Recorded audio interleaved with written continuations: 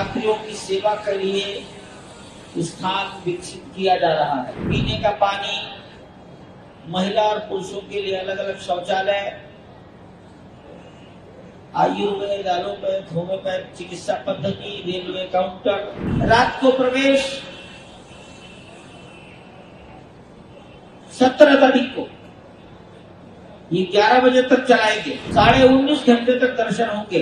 कल 16 तारीख के बाद परसों भगवान राम का जन्मोत्सव है। रामनवमी पर्व अयोध्या का परंपरागत ऐतिहासिक त्योहार, जिस अवसर पर बहुत बड़ी संख्या में, लाखों की संख्या में समाज अयोध्या आता है। सरयू महारानी का दर्शन, स्नान, अपने अपने गुरु स्थान पर भगवान राम का जन्मोत्सव, बधाइयां, हनुमानगढ़ी के दर्शन करके वापस अपने अपने घरों को लौटता है। इस बार ये कल्पना की जा रही है कि अयोध्या आने वाले दर्शनार्थियों की, श्रद्धालुओं की संख्या पिछले वर्षों की तुलना में कई गुना अधिक हो सकती है, दुगनी तो हो ही सकती है।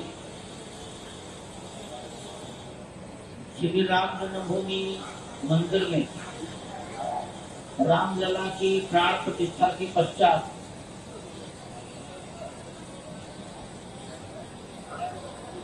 ऐसा आकलन है कि लगभग 1,25,000 के आसपास जनता, श्रद्धालु प्रतिदिन रामलला के दर्शन करने के लिए आए।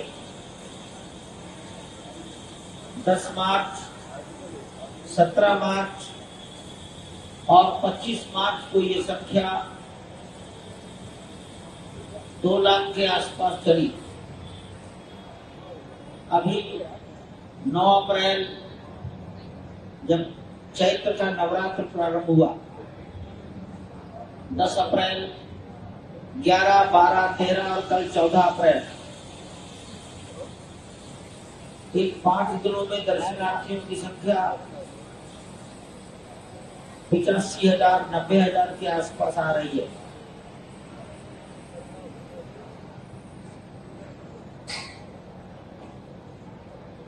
आज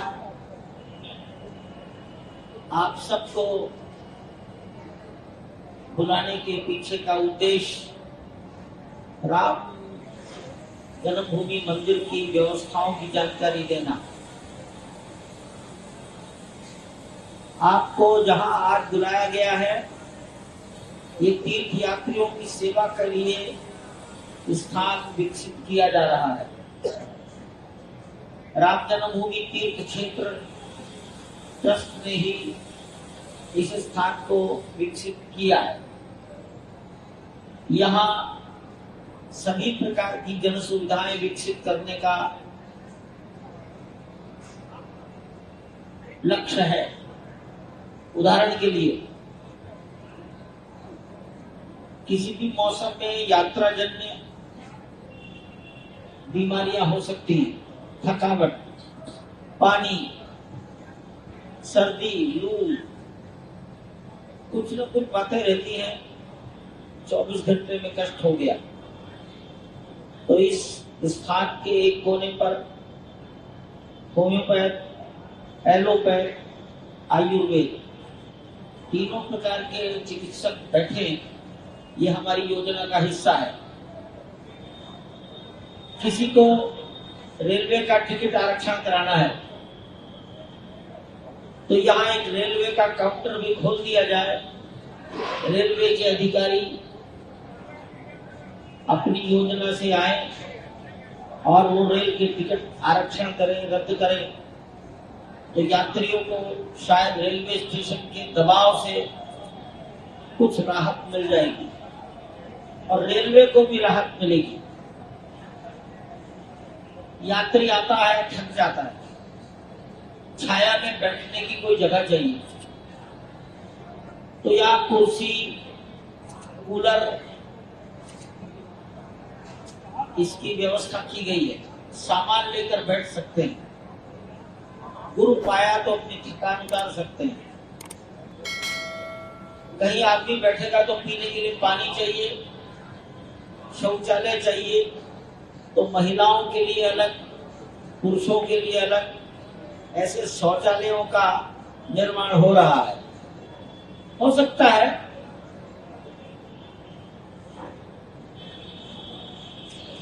2-4-6 दिन में वो अपने ठीक व्यवस्था में आ जाएंगे। तो पीने का पानी, महिला और पुरुषों के लिए अलग अलग शौचालय, आयुर्वेद, एलोपैथ, होम्योपैथ चिकित्सा पद्धति, रेलवे काउंटर, बैठने के लिए कुर्सियां, थकान उतारने का स्थान, कूलर, अपने बड़े बड़े बैग रखने के लिए क्लॉक रूम, बड़े बैग, छोटे छोटे मोबाइल रखने के लिए भी लॉकर, व्हील चेयर चाहिए तो यहाँ व्हील चेयर भी मिलेगी।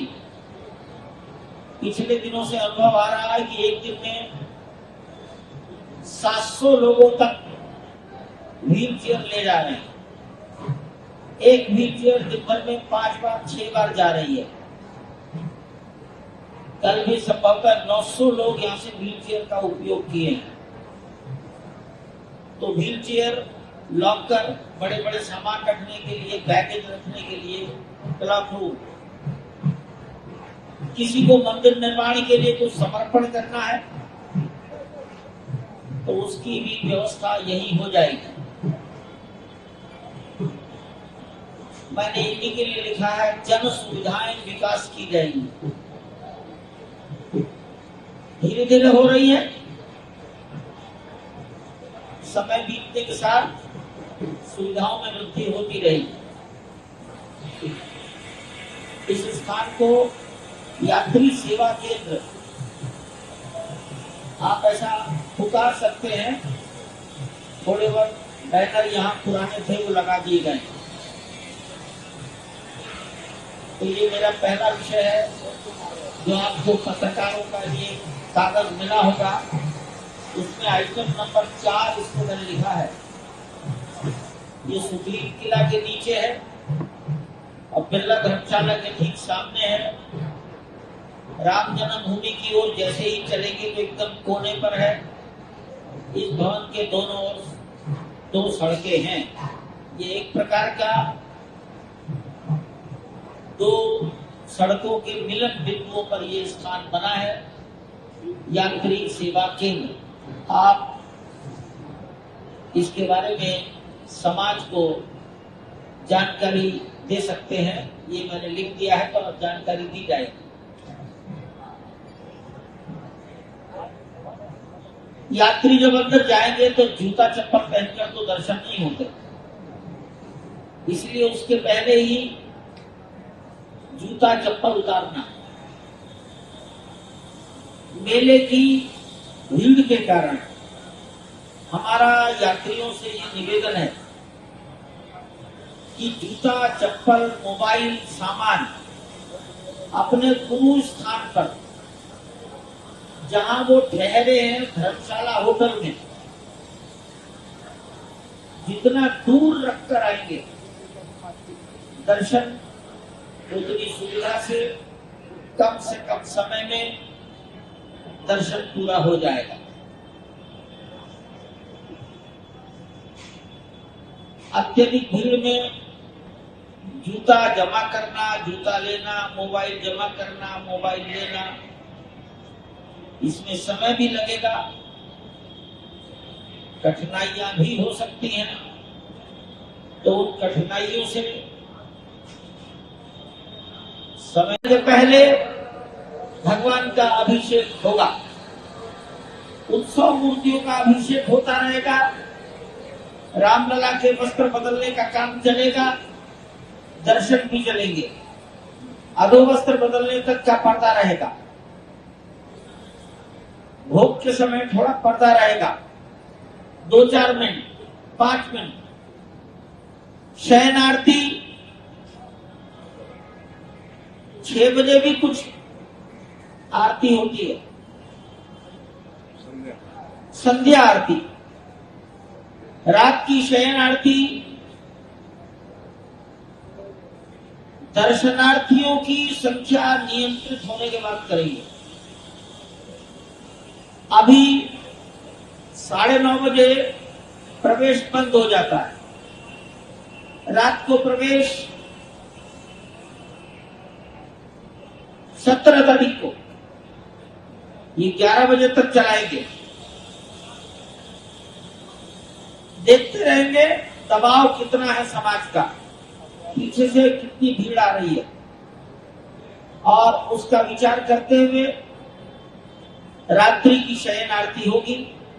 कम से कम 11 बजे तक का प्रवेश सुनिश्चित है।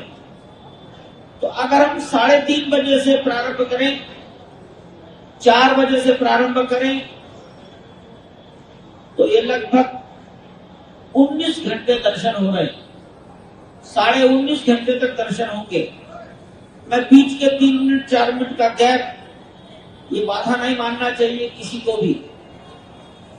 लोग अपने घरों में भी भगवान की पूजा करते हैं, भोग लगाते हैं, थोड़ा पर्दा रख देते हैं, तो 2 मिनट का ही क्यों ना हो, ये आप लोगों के द्वारा समाज को बताना आवश्यक हो गया था। हमने केवल 1 दिन की इस मर्यादा को रखा है।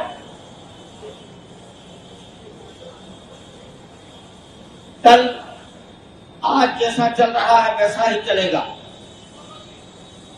18 तारीख से फिर वही व्यवस्थाएं चालू हो जाएंगी जो आज 15 और 16 को रहेंगी।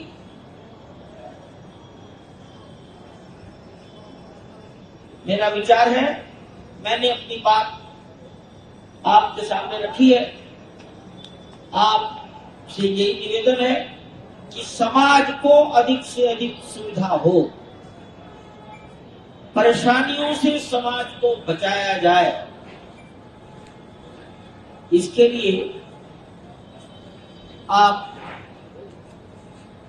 अवश्य ही सहयोगी बनेंगे। मैं भी अभी आकलन नहीं कर सकता, शायद आप भी नहीं कर सकते कि आज से अयोध्या में भीड़ का दबाव कितना होगा।